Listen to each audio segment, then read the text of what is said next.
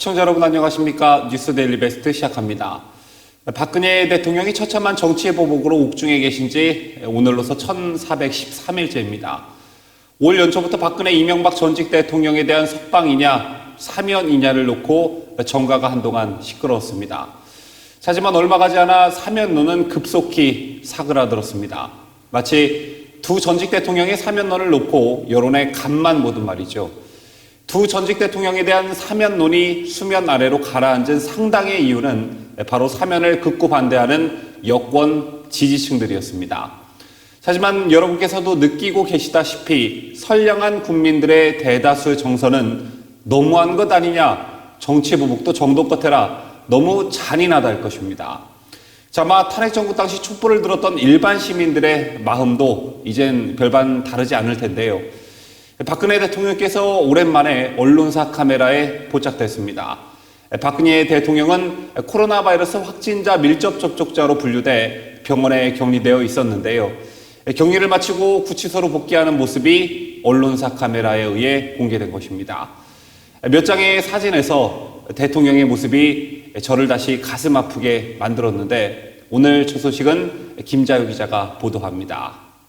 코로나 바이러스 감염증 확진자 밀접 접촉자로 분류돼 병원에 격리됐던 박근혜 대통령께서 격리를 마치고 9일 오후 구치소로 복귀했습니다.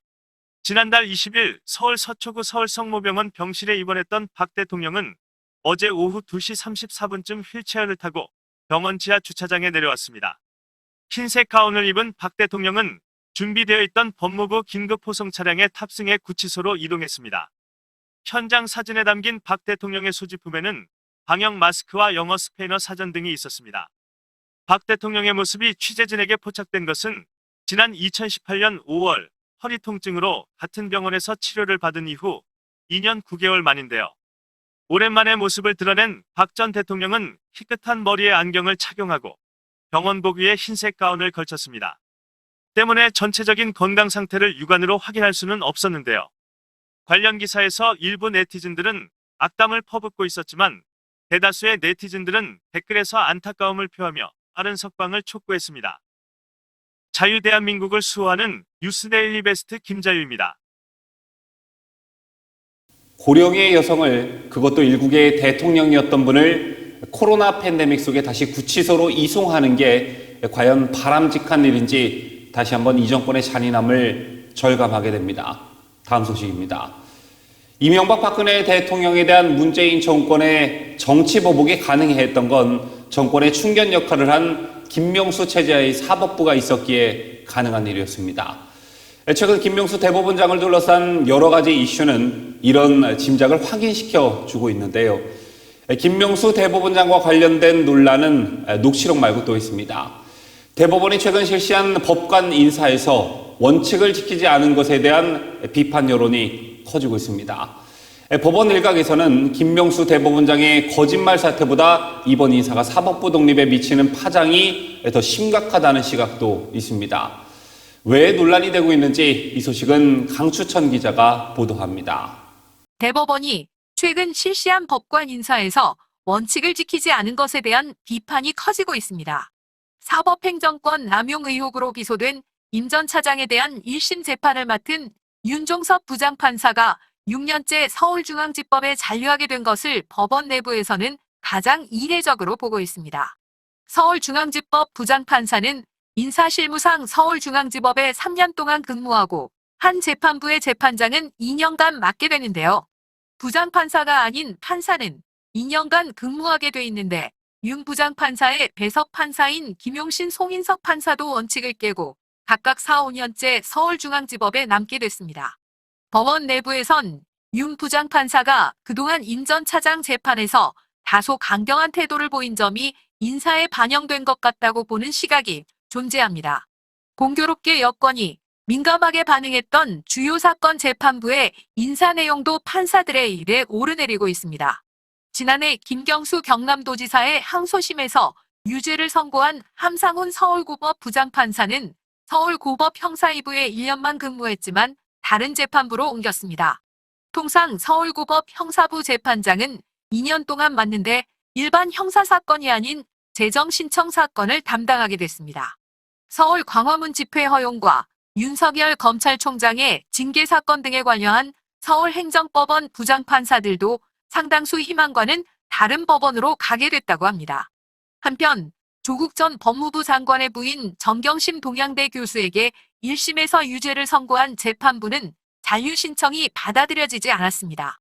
정 교수 사건의 재판장인 임정엽, 김선혜 부장판사는 각각 서울중앙지법에 3년간 근무했다는 이유로 이번 인사에서 서울 서부지법으로 전보 조치됐습니다. 정 교수의 2심 재판을 맡은 서울고법 형사 1부는 재판부가 모두 교체됐습니다. 재판부에는 김명수 대법원장이 취임 후 첫 법원행정처 기획조정실장에 임명한 이승연 서울고법 부장판사가 배치됐습니다. 이 부장판사는 평소 주변에 조 전 장관에 대한 검찰 수사에 비판적인 의견을 낸 것으로 알려져 있습니다. 조 전 장관 사건 담당인 김미리 부장판사는 서울중앙지법에서 3년 근무했지만 4년째 유임됐습니다. 김 부장판사는 지난해 6월 조 전 장관 재판에서 검찰개혁을 시도한 피고인에 대한 검찰의 반격이라 보는 일부 시각이 있다고 말해 논란이 일었습니다.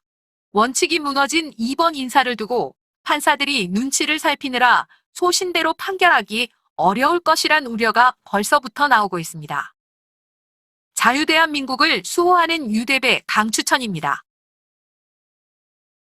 세간의 관심을 모았던 월성원전 1호기 경제성 평가 조작 혐의와 관련해 백운규 전 장관의 구속영장이 기각되자 가장 많이 나왔던 예측이 검찰 수사의 동력이 떨어질 것이다. 또 이를 빌미로 여권의 윤석열 검찰에 대한 공격과 압박이 거세질 것이다였습니다.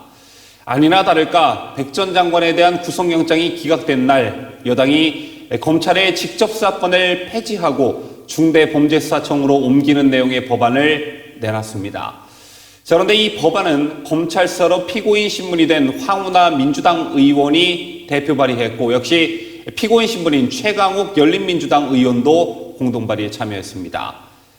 정말 이래도 되는 건지 비판 여론이 거세지고 있습니다. 보도에 강혜국 기자입니다. 김승원, 민영배, 장경태, 황운하 민주당 의원은 어제 오전 국회 소통관에서 기자회견을 열고 중대범죄수사청 설치 및 운영에 관한 법률안을 지난 8일 발의했다고 밝혔습니다. 국회에 제출된 법안에는 중대범죄수사청 조직 구성과 청장 임명 절차 등 총 29조에 달하는 내용이 담겼는데요. 주요 내용은 수사관 사무를 총괄하는 중대범죄수사청 설치, 검찰의 직접 수사권을 수사청으로 이관, 중대범죄수사청에 청장 차장 수사연구관 등을 두고 청장 후보 추천위가 청장 후보 제청 뒤 대통령이 임명하는 점 등입니다. 이 법은 공수처법과 구조가 유사합니다. 수사청장 후보자 추천 등과 관련해 야당의 비토권을 무력화하는 내용도 그대로 포함됐습니다. 중대범죄수사청 설치법 대표 발의자는 경찰 출신인 황운하 의원입니다.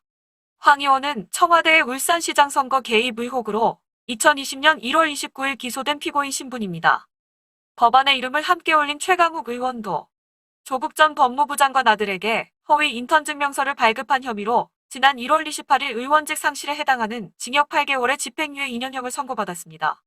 국회 법제사법위원회 야당 간사인 김도욱 국민의힘 의원은 언론과 통화에서 김명수 대법원장을 통해 사법부를 장악하는 상황에서 법과 원칙에 따라 살아있는 권력을 수사하는 마지막 보루인 검찰마저 완전히 무력화하려는 것이라고 비판했습니다. 자유대한민국을 수호하는 뉴스데일리 베스트 강혜국입니다.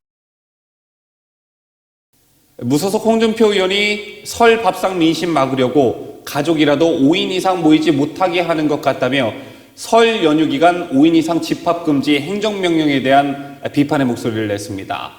9일 홍 의원은 페이스북을 통해 지난 추석 때까지만 해도 그러려니 했는데 설 지나고 완화한다고 발표하는 것을 보니 코로나 정치 방역이 마지막까지 온 듯하다며 이같이 말했습니다. 홍 의원은 지금 광화문 집회를 하면 아마 300만 이상 국민들이 문정권에 분노를 표출할 것이라며 한미 군사훈련을 북한 김정은에게 물어보고 한다는 대통령을 둔 나라가 정상국가 일리가 있냐라고 반문했습니다. 또 나라를 어디까지 끌고 가려고 저러고 있는지 즐거워야 할 설을 앞둔 국민들만 답답하다고 덧붙였습니다.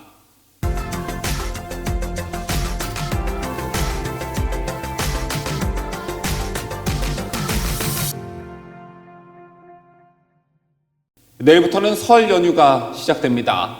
작년 추석이 그랬던 것처럼 코로나 때문에 여느 때 명절과는 사뭇 다른 분위기가 연출될 것 같은데요. 이 지긋지긋한 코로나 팬데믹과 문재인 정권이 제발 빨리 좀 끝났으면 좋겠다는 바람을 가져봅니다. 내일은 울적한 여러분들의 마음을 조금이나마 달래드리고자 뉴스데일리 베스트의 여성 앵커인 우파걸이 작은 선물을 준비했습니다. 관련 영상은 연휴가 시작되는 내일 올라갈 예정인데 부디 저희들의 작은 정성이 여러분의 마음을 조금이나마 따뜻하게 만들었으면 좋겠습니다. 이상으로 저희가 준비한 뉴스를 모두 마치도록 하겠습니다. 구독자 여러분 모두 새해 복 많이 받으십시오.